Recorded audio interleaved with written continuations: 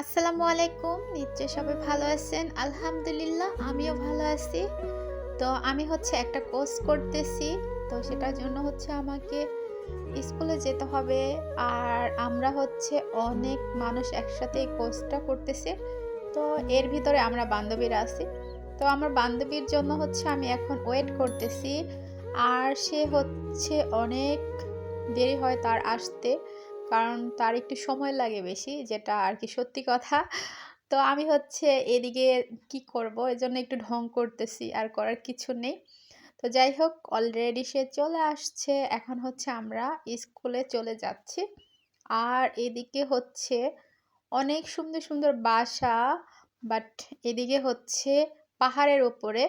এখানে আপনি গাড়ি ছাড়া একদমই চলা যায় না। আর এখানে কিন্তু হাঁটতে অনেক কষ্ট হয়, অনেক কষ্ট, যেটা বলার বাহিরে না। তো যাই হোক, ভালো থাকবেন। আল্লাহ হাফেজ।